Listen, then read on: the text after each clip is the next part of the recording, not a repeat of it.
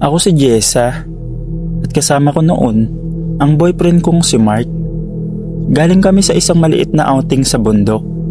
Pero dahil mali ang liko namin, napunta kami sa pinakang mahabang kalsada sa probinsya na sobrang dilim at halos wala nang dumadaan na sasakyan. Halos 11:40 PM na. Malakas ang ambon at halos ubos na ang gasolina namin. Nagsisimula na ring mag-ingay yung makina. Huwag ka mag-alala, may gas station dito sa mapa, sabi ni Mark habang tinitingnan ang phone. Pero napansin ko agad, walang signal. Nagpatuloy kami. Tahimik ang lugar, puno at talaib lang. Hanggang sa may lumitaw sa dilim, isang lumang gas station. Pero hindi siya yung tipong modern. Yung signage, luma, kupas, at yung pump, parang may kalawang. Pero may ilaw, mahina. Parang naka-generator lang. Pwede na to, mahalaga may gas, sabi ni Mark. Paglapit namin, may nakita kaming lalaking naka-uniform. Pero luma, yung tipong uniform ng gasoline boy noong dekada 90. Kupas at may name tag na Romy. Hindi siya ngumiti, hindi rin siya lumapit. Pero tumingin siya sa amin na parang pagod na pagod, malalim ang mata. Gas? Tanong niya, sabay turo sa pump number 2. Wala na kaming choice. Habang nagpapagas si Mark, napansin ko na may 4 na kotse sa gilid ng station. Lahat luma, lahat sira ang bintana, at parang hindi gumagalaw. Pero yung brake light ng isa, umiilaw kahit wala namang tao sa loob. Pinilit kong wag banggitin kay Mark. Pagpasok ko sa mini store para mag-CR, naramdaman ko agad yung amoy ng sunog. Hindi yung pagkain o bagay, kundi amoy sunog na goma at kahoy. Para akong nasa lugar na may nasunog. Naganap ako ng tao para magtanong, pero walang cashier, walang staff. Yung counter, may mga gamit, pero puro alikabok. Yung mga snack, expired na halos 1 dekada. May kalendaryong nakasabit, pero year 2013. Tapos bigla ako nakarinig ng mahina at sabay-sabay na pagkatok sa dingding sa likod. Parang may humihingi ng tulong. Pagbalik ko sa labas, nagulat ako. Si Romy, yung gasoline boy, nakatingin kay Mark habang naglalakad papalayo sa pump. Pero hindi gumagalaw yung paa. Parang dumudulas lang sa lupa na hindi tumatama ang paa sa semento. Sir? Tanong ni Mark, nagtataka. Hindi siya sumagot. Paglingon ni Mark sa akin, nakita ko sa mukha niya na may napansin siya. Love, may narinig ka bang umuungol? At doon ko narinig, mahina, parang nanggagaling sa ilalim ng lupa. Maraming boses, nagkakahalo-halo, parang may mga taong umiiyak. Nagtinginan kami ni Mark, sabay sunod kay Romy para magbayad. Pero pagdating namin sa mini store, wala na siya. Nang buksan ko ulit yung pinto ng shop, wala na ang amoy ng sunog. Wala na rin yung mga gamit na nakita ko. Parang ibang lugar na siya. At sa kisame, may nakasulat gamit ang uling. Umalis kayo habang buo pa ang kotse nyo. Paglabas namin, tahimik ang gas station. Walang ilaw. Yung pump 2, naka-off. Yung kotse namin, hindi naman nabawasan o nadagdagan ng gas. At yung 4 na sasakyan na nakita ko kanina, wala na. Pero ang pinakang nakakatinig balahibo, sa rearview mirror sa bandang dulo ng gas station, may nakita kaming 4 na taong nakapila, puro nakaitim, parang mga silhueta at nasa unahan nila si Romy. Pero ngayon, kita na namin yung mukha niya. Sunog, Wasak at parang nangingitim na usok ang lumalabas sa bibig niya. Pagkakita namin ni Mark kay Romy at sa tapat na nakapilang anino sa likod niya, parang tumigil ang hangin. Hindi sila gumagalaw, hindi rin sila kumukurap, pero sabay-sabay silang nakatingin sa direksyon ng kotse namin kahit hindi namin nakikita ang mga mata nila. "Mark, paandarin mo na," bulong ko. Agad niyang pinihit ang susi, pero imbis na umandar, 3 beses kong madyot ang makina. Parang may umahatak sa ilalim ng kotse para pigilang gumalaw. "Bilisan mo!" Halos mapasigaw na ako. Pagtaas ng tingin ko, nagulat ako. Kumilos na ang mga anino. Hindi sila naglalakad. Dumudulas lang sila papalapit. Diretso, pero hindi tumitigil. Si Romy ang unang lumapit. Hawak-hawak ang nasunog niyang ID habang nakatulala sa amin. Habang papalapit siya, mas naririnig namin yung mahinang pag-iyak ng maraming tao. Tapos biglang umilaw ang loob ng mini-store. Saglit lang, mga 2 segundo, pero sapat para makita namin. Mga tao, nasa loob, nagsisiksikan at umiiyak, humihingi ng tulong. Puro sunog ang balat. At pagpatay ng ilaw, bigla silang nawala. "Paandarin mo na, Mark, please," sabi ko. Binuksan ni Mark ang makina ulit at sa wakas, umandar ito, pero sobrang lakas ng kabog ng makina, parang naghihingalo. Nang umatras kami, doon nangyari yung hindi ko malilimutan. Yung 4 na anino sa likod ni Romy, sabay-sabay tumingin sa amin at doon ko nakita yung mukha nila. Hindi mukha, sunog lahat, natunaw, walang mata, pero nakanganga. Parang sumisigaw kahit walang lumalabas na boses. Nang makabitaw kami sa pagkadyot ng kotse, agad kaming umatras. Pero habang umaatras kami, napansin ko yung mga brake lights ng mga kotse sa gilid. Nandun na ulit, umiilaw. Pero ngayon, malinaw. May mga tao sa loob, mga nakasiksik, parang hindi nakalabas nung nasunog sila. Lahat sila nakatingin sa amin. Pagliko namin palabas ng driveway, doon nagsimulang mag-ingay ang buong gas station. Mga sigaw, mga bagsak ng pinto, tunog ng salamin na nababasag, at hiyaw ng mga taong humihingi ng saklolo. Parang bumabalik ang araw ng sunog. Nagmamaneho na si Mark ng sobrang bilis. Hindi na kami lumingon, pero habang tumatakbo ang kotse sa highway, may amoy kaming kasunod. Amoy ng nasusunog na goma at laman. Ang mas masahol, sa side mirror namin, nakita naming may mga aninong sumusunod, pero hindi sila tumatakbo. Parang humahabol ang dilim mismo sa amin. Pagdating namin sa barangay hall, halos sumakit yung lalamunan ko sa pagsigaw. Paglapit ng mga tanod, biglang nawala ang amoy, at yung dilim na parang humahabol sa amin, tumigil sa mismong dulo ng kalsada. Parang may invisible na guhit na hindi sila pwedeng lumampas. Pagkwento namin, hindi sila naniwala.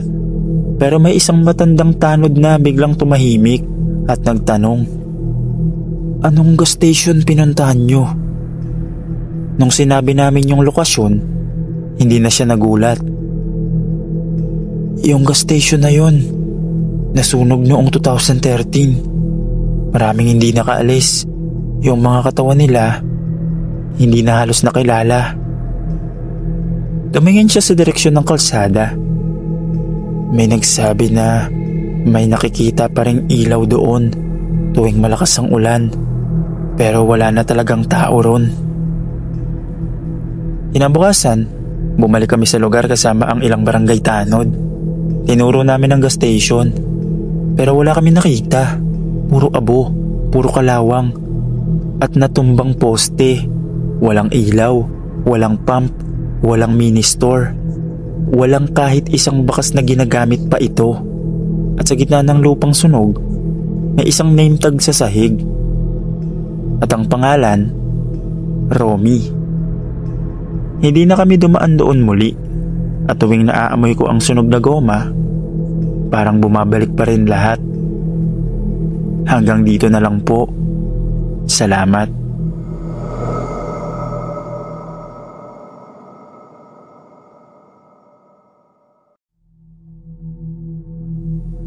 Magandang araw, Sir Dave. Gusto ko lang magkwento ng karanasan ko sa gas station. Ako nga pala si Marco. Night shift sa isang maliit na gas station sa may highway papuntang probinsya. Tahimik lang dapat ang duty ko. Mag-refill, maglinis, tapos magbantay sa counter. Pero nung gabing yun, may naramdaman akong hindi normal. Mga 1:30 AM, halos wala nang dumadaan na sasakyan. Yung ilaw sa poste namin, medyo nagpi-flicker. Pero sanay na ako doon. Nagwawalis ako sa gilid ng air pump nang biglang may amoy na parang sunog na goma.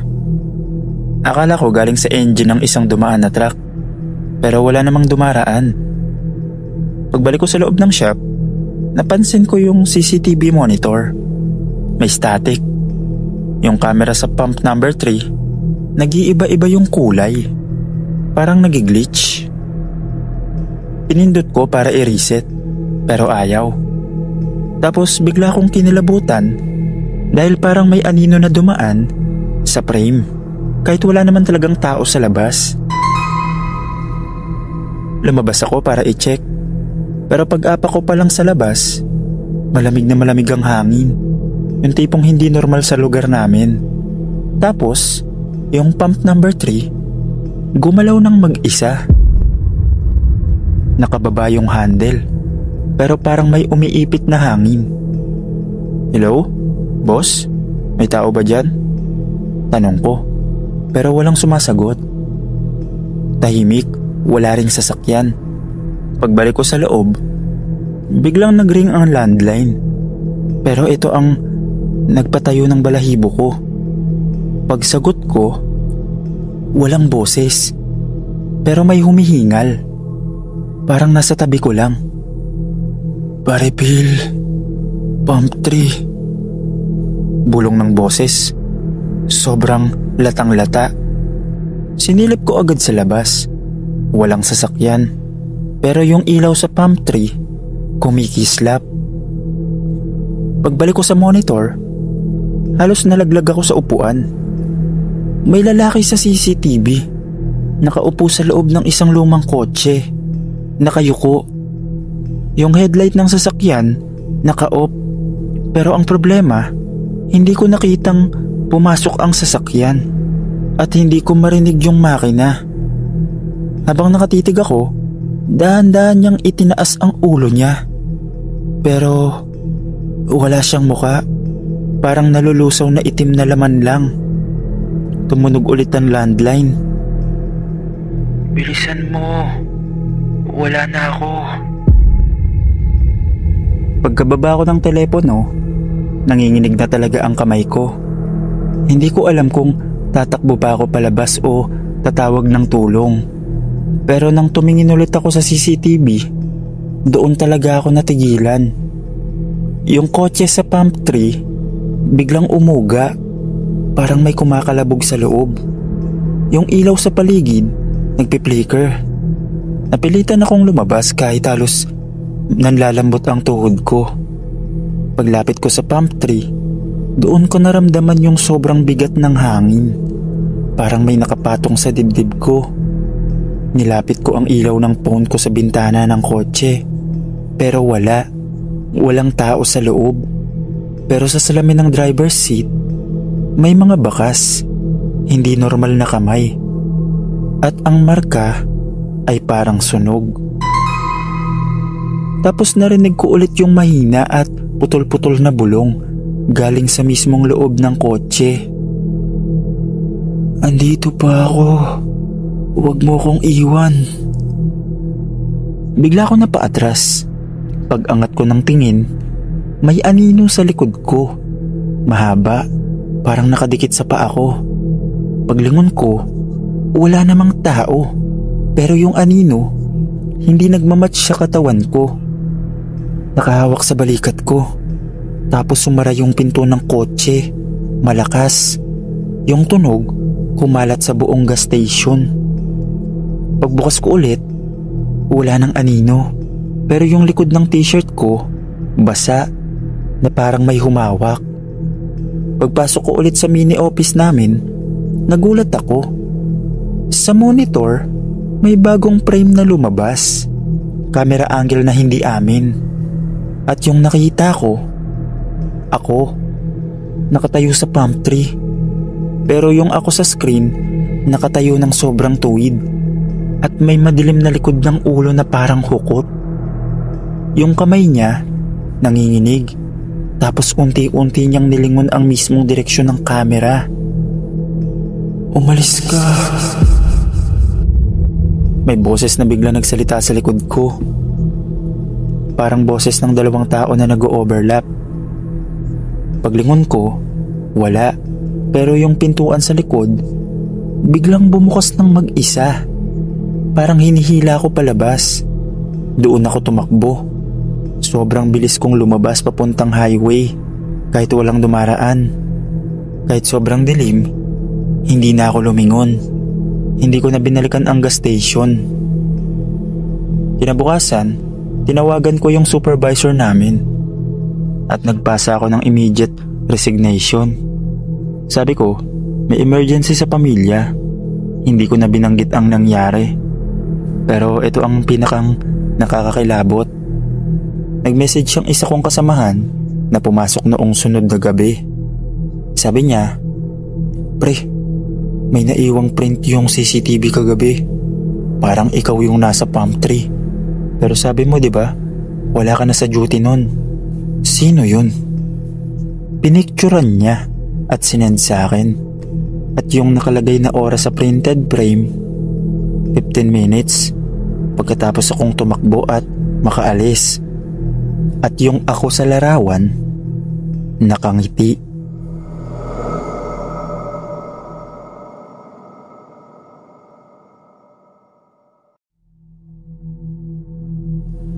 Ako si Elmer, night shift gasoline boy sa isang gas station sa gitna ng probinsya. Ilang buwan pa lang ako doon, pero sanay na ako sa katahimikan tuwing madaling araw. Yung tipong animoy walang tao sa mundo. Puro kuliglig at hangin lang ang kasama ko. Pero iba ang gabi na yon. 2:50 AM, nagmamap ako sa harap ng mini store. Walang dumadaan na sasakyan, walang ingay. Pati aso sa paligid, tahimik. Napansin ko na parang lumalamig ang hangin. Yung parang may humihigop ng init sa paligid. Napaangat ako ng tingin nang biglang umilaw yung sensor light sa gilid ng gas station. Yung pang customer na dapat umiilaw pag may dumadaan. Pero wala. Walang kotse, walang tao. Pero biglang nag-flicker ang ilaw. Parang may dumaan sa harap nito. Tumabi ako sa glass door. Nagmasid. Doon ko narinig yung unang hindi normal. Tunog ng kandila. Yung patak ng natutunaw na wax. Hindi ko ma-explain pero kabisado ko yung tunog dahil altar boy ako dati. Pagtingin ko sa highway, unti-unting lumitaw sa dilim ang mahabang anino. Parang mga tao, pero mababagal gumalaw. Puro nakaitim, mga balabal na hanggang lupa. May hawak silang kandila, mahaba, nakasindi. Yung apoy ng kandila, hindi kumikislap kahit may hangin. Dumaan sila sa mismong harap ng gas station. Marami sila, hindi bababa sa 20. Walang boses, walang yabag. Parang hindi lumalapat sa lupa yung mga paa. Pinakamatanda sa kanila o mukhang pinakamatanda, nakayuko habang naglalakad. Yung mukha niya, hindi ko makita. Pero yung buhok niya, puting-puti. Nakatitig sila sa kalsada. Parang may sinusundan na hindi ko nakikita. Doon na ako kinabahan nang bigla silang huminto. Sabay-sabay sa mismong tapat ko. Hindi ko alam kung guni-guni ko, pero may ilang humarap sa direksyon ko. Parang naramdaman nila na may nakatingin. Napaatras ako. Ang puso ko parang gusto nang kumawala. Agad akong tumakbo papasok sa CR, yung maliit na nasa likod ng tindahan. Pagpasok ko, mabilis kong sinarado ang pinto at hinawakan yung knob para hindi bumukas. Tapos narinig ko na isang mahinang pag-usal. Hindi ko maintindihan ang lengguwahe. Para siyang dasal pero baliktad ang tunog. Humihina, lumalakas, tapos humihina ulit. Tapos biglang tumigil. Tahimik, walang kahit anong tunog. Nagtagal ako sa loob ng CR. Mga 10 minuto. Hanggang unti-unti nang bumalik sa normal ang hangin. Dahan-dahan akong lumabas. Nanginginig pa rin. Wala nang tao sa labas. Wala nang prosesyon. Pero may naiwan sa mismong harap ng pinto ng CR. Isang nakatayong kandila. Pagkakita ko sa kandila sa harap ng pinto ng CR, nanigas talaga ang buong katawan ko. Hindi ko alam kung paano yun napunta doon. At ang mas lalong kinilabutan ako, hindi namamatay ang apoy kahit malakas ang hangin. Dahan-dahan ko itong nilampasan. Ayaw ko talagang hawakan. Pero paglipat ko ng tingin sa mini store, parang may anino sa loob kahit patay lahat ng ilaw. Huminga ako ng malalim, sabay lakad papunta sa pinto ng shop. Pero bago ko pa mabuksan, may narinig akong isang maliit na yabag sa likod ko. Paglingon ko, may nakatayong batang babae, nakaitim. Yung damit niya, parang damit pang luksa, na lumang-luma. Hindi siya gumagalaw, hindi siya kumukurap. Hawak niya yung parehong kandila na nakita ko kanina. Ang pinaka nakakatakot, walang sindi yung kandila niya. Pero may usok na lumalabas sa dulo nito. Parang kakatapos lang patayin. Hindi ako nakapagsalita. Hindi ako makatakbo. Hanggang sa tinaas niya dahan-dahan ng isang kamay at itinutok sa bandang highway. Doon dumaan yung prosesyon kanina. Parang sinasabi niyang, "Sumunod ka." Pero hindi ako tanga. Tumakbo ako papasok sa shop. Sinarado ko agad yung pinto. Kinuha yung susi at ikinandado. Nanginginig ako habang tumatakbo papunta sa likod para patayin yung breaker. Kaso bago ko pa maabot, bumukas ang pinto. Isang malakas na bagsak. Pero hindi galing sa pinto sa harap. Galing sa CR. Narinig ko yung pag-usal ulit. Yung parang dasal pero baliktad. At mas malakas ngayon. Hindi siya galing sa isang tao. Parang galing sa marami. Parang yung buong prosesyon nag-uusap ng sabay-sabay sa loob ng maliit na CR. Hindi ko na alam ang gagawin ko. Napaupo ako sa ilalim ng counter. Nagtakip ng tenga. Pero mas lalo lang lumakas. Pagkalipas ng ilang segundo, bigla na lang tumigil lahat. Nakakabinging katahimikan. Pagangat ko ng ulo, nakita kong nandun pa rin sa labas yung batang babae. Nakasilip sa salamin. Pero may bago. May mga nakatayo sa likod niya. Yung mga kasama sa prosesyon. Hindi gumagalaw. Parang mga anino na nakadikit sa dilim. Isa sa kanila, dahan-dahang itinuro ang gilid ko sa mismong ilalim ng counter. Parang gusto nila akong lumabas. Doon na ako nagpasya. Tatakbo ko palabas. Hindi ko na kaya. Binuksan ko ang likod na pinto. Diretso takbo papunta sa highway kahit madilim. Kahit walang tao. Kahit parang may nakasunod na malamig na hangin sa likod ko. Tumakbo ko nang hindi na lumilingon. Hanggang sa makaabot sa barangay outpost. Mga ilang kilometro lang. Bumalik pa rin naman ako sa gas station kinabukasan. At nag-duty ulit ako. Pero hindi ko na ulit nakita yung mga nagpo-prosesyon.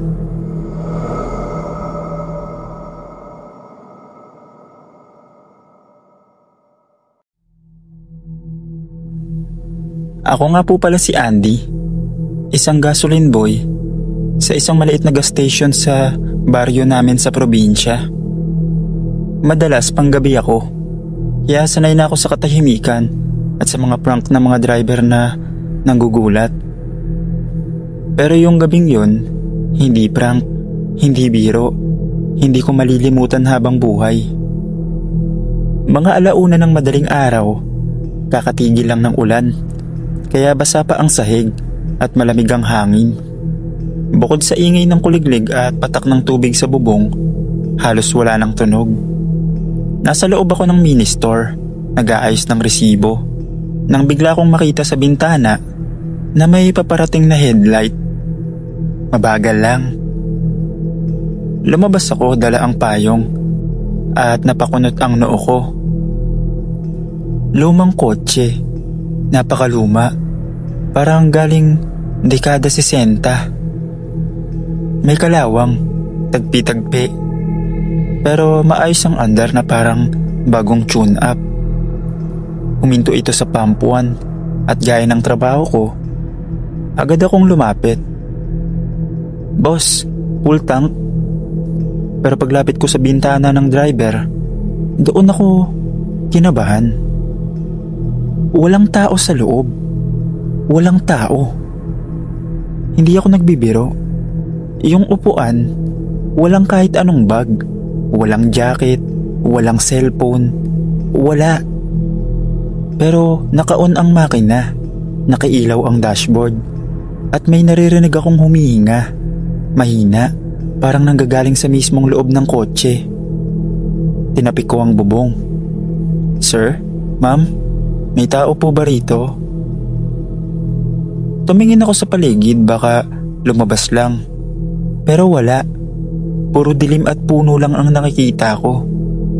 Nung yumuko ako para silipin ulit yung loob, may napansin akong kakaiba.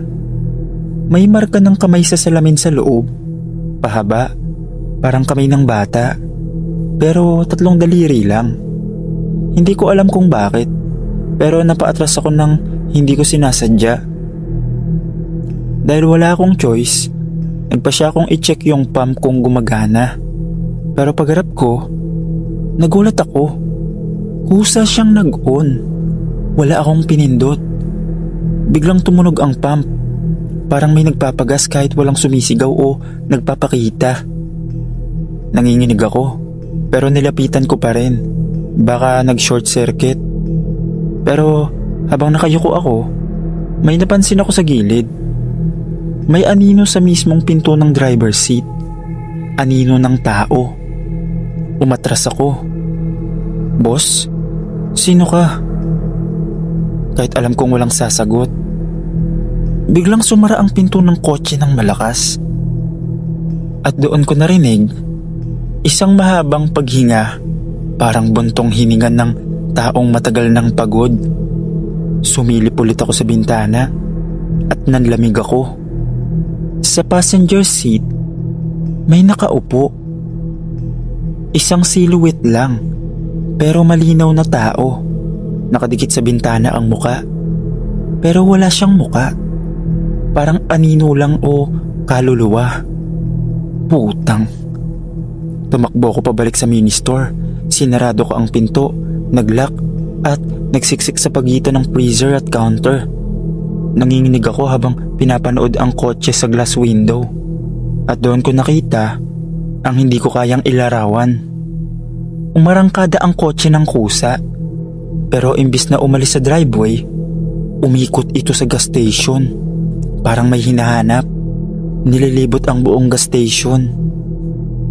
3 beses, 4, hanggang 5. At sa bawat ikot, papalapit ng papalapit ang mismong headlight sa pinto ng mini store.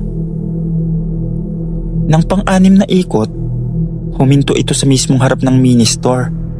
Tumigil ang makina. At pagkatapos ng ilang segundo, umilaw ang interior light.